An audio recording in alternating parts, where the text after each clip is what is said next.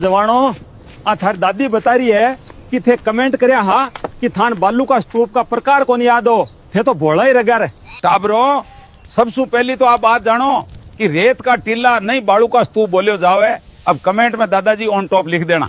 गुड़ा गुड़ियों, अब आप सोच रहे होंगे कि बालू का स्तूप कैसे बनते हैं, तो ये देखो बालू का स्तूप हवा चलने पर मिट्टी के अपरदन से बनते हैं।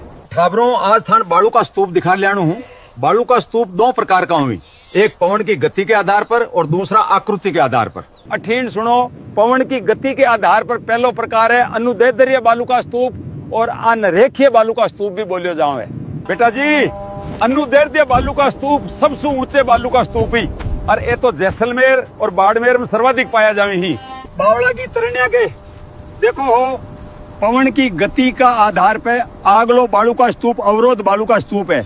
टाबरों, आ देखो मरुस्थल में झाड़ियां का अवरोध के कारण बना बालू का स्तूप अवरोधी बालू का स्तूप कहलावी ही। टाबरों, दादा की एक बात और याद रखजो, अवरोध बालू का स्तूप पुष्कर, नागपाड़, जोबनेर और सीकर में देखने को मिलते हैं। राम राम भाई, सारे हैं ना? ये ही अनुप्रस्थ बालू का स्तूप और ये पवन की दिशा के समकोण पर बनी ही। आ जाओ जी, पुगल, सूरतगढ़, चूरू, झुंझुनू वाले आ जाओ। अनुप्रस्थ बालू का स्तूप देखो चाहो हो तो आ जाओ। चांद से पर्दा कीजिए। हाँ जी बच्चों, अगला बालू का स्तूप अर्धचंद्राकार बालू का स्तूप है और इन्हें बरखान भी कहा जाता है। टाबरों, बरखान बालू का स्तूप